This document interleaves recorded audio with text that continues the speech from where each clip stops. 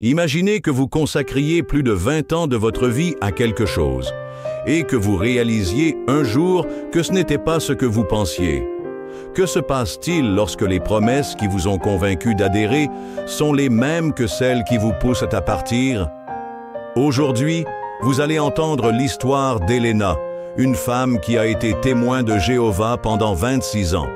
Ce qui avait commencé comme une recherche de réconfort après une grande perte s'est transformé en une routine épuisante, marquée par des règles strictes, des exigences implacables et, à la fin, une découverte inattendue qui a tout changé. Qu'est-ce qui vous a poussé à adhérer à cette religion? Qu'est-ce qui l'a poussé à se remettre en question? Et surtout, que se passe-t-il lorsque vous décidez de partir? Elena avait 54 ans lorsqu'elle a décidé de raconter son histoire. Mais pour comprendre son parcours, il faut remonter dans le temps. Tout a commencé lorsqu'elle a perdu sa mère. La douleur de cette perte était immense et la promesse d'une résurrection, de retrouvailles dans le futur, était comme un baume pour son âme. Elle a trouvé du réconfort auprès des témoins de Jéhovah, qui lui ont présenté une vision claire d'un avenir meilleur, d'un monde sans souffrance, où la famille pourrait vivre ensemble pour toujours. Le message était irrésistible. Étude après étude, elle est allée de plus en plus loin, jusqu'à ce qu'elle soit finalement baptisée. Mais ce qui semblait être une nouvelle vie pleine d'espoir s'est vite avéré être un labyrinthe de règles et d'exigences. La routine était intense, s'occuper de la maison, de son mari, d'un petit bébé, tout en se consacrant aux exigences de la religion. Réunions dans la salle du royaume, visites, assemblées, et bien sûr, le redoutable rapport mensuel. Officiellement, le service est volontaire, mais dans la pratique, c'était une obligation.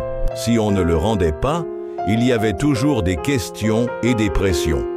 Même en cas de problèmes personnels ou familiaux, il n'y avait aucune raison de ne pas remplir les tâches.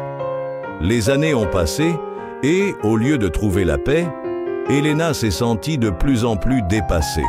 Ce qui lui avait semblé être une communauté accueillante a commencé à montrer son visage rigide et inflexible. La théorie qui l'avait enchantée ne correspondait plus à la pratique quotidienne. Il y avait trop d'interdictions. Pas d'anniversaire, pas de Noël, pas de Nouvel An, pas de célébration autre que la mort du Christ et l'anniversaire du mariage. Pour les enfants d'Elena, cela devenait un fardeau. En grandissant, ils ont commencé à se poser des questions. Ce qui était un mode de vie pour elle était une prison pour eux. Ces enfants ont été les premiers à se rendre compte que quelque chose n'allait pas. Ils ont refusé d'accompagner leur mère à la salle du royaume et lui ont demandé de faire plus de recherches sur la religion. Mais Elena a résisté. Pendant des années, elle a ignoré les avertissements, essayant de garder sa foi inébranlable. Elena continua à se rendre à la salle du royaume, même si son cœur n'y était plus. Elle essaya d'ignorer l'agitation qui grandissait en elle, étouffant ses doutes sous la routine imposée. Mais ses enfants ont vu ce qu'elle refusait de voir. Ils ont insisté, supplié, presque imploré. « Maman, s'il te plaît, tu n'as plus besoin d'y aller. Fais des recherches, vois par toi-même. Ce n'est pas pour toi. » Elle les a écoutés, mais elle n'a pas pu l'accepter. Après tout, toute sa vie avait tourné autour de cette croyance. L'abandonner signifiait-il se perdre elle-même? Est-ce que cela signifiait trahir des années de dévouement? Elle a donc continué. Mais les journées sont de plus en plus lourdes. Chaque réunion semblait plus étouffante. Les règles qui semblaient être des lignes directrices pour une vie juste sonnaient maintenant comme des chaînes qui limitaient chaque pas. Ce n'était plus de la foi, c'était de la peur. Ce n'était plus de la dévotion, c'était de l'obligation. La froideur l'envahit, non pas parce qu'elle manque de force, mais parce que cet environnement, autrefois si familier, la met mal à l'aise. Elena se rend compte qu'elle n'en fait plus partie, mais il lui est difficile de l'admettre. Elle s'éloignait même si elle essayait de s'accrocher. Et puis un jour, tout a changé. Lassée des exigences, de l'hypocrisie et de la pression, Elena a décidé de faire ce que ses enfants lui avaient toujours demandé, faire des recherches. Et la vérité qu'elle a trouvée était choquante. Si vous avez suivi cette histoire jusqu'à présent, n'hésitez pas à l'aimer, à vous abonner à la chaîne et à commenter ci-dessous ce que vous pensez des témoins de Jéhovah. Votre avis est très important. Elena a découvert des histoires effrayantes sur l'organisation, des histoires d'abus, de secrets cachés et de pratiques douteuses. Le choc fut immense, mais en même temps libérateur. Elle comprenait enfin ce dont ses enfants essayaient de la mettre en garde depuis si longtemps. C'est alors qu'Elena a pris la décision la plus difficile de sa vie, partir. Elle prépare une lettre, organise une réunion avec les anciens et prend son fils comme témoin. En 15 minutes, tout était réglé. Le soulagement est immédiat. C'était comme si un poids de 100 kilos avait été enlevé de son dos.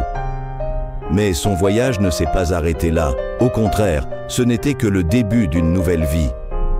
Aujourd'hui, en regardant en arrière, je vois à quel point ma vie a changé.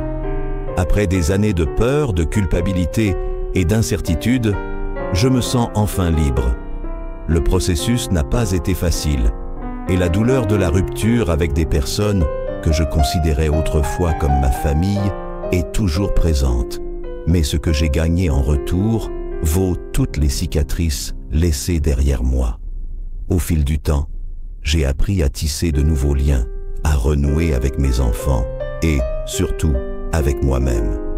J'ai découvert que la vie ne devait pas être limitée par des règles rigides et que le véritable amour n'imposait pas de conditions. J'ai trouvé de la joie dans les petites choses, comme célébrer des dates spéciales, faire des projets pour l'avenir et surtout vivre sans la peur constante d'une punition. Aujourd'hui, je suis heureuse. J'ai la paix, j'ai une voix et, enfin, j'assume mes choix. Mon message à tous ceux qui se sentent encore piégés est simple. Il y a une vie en dehors des murs qui vous entourent. La peur qu'ils ont placée en vous n'a pas à être éternelle. Autorisez-vous à poser des questions. Autorisez-vous à vivre. Et maintenant, j'aimerais savoir si vous connaissez quelqu'un qui a été témoin de Jéhovah et qui a décidé de partir. Partagez leur histoire dans les commentaires. Oh, et bien sûr, n'oubliez pas d'aimer la vidéo et de vous abonner à la chaîne pour d'autres histoires comme celle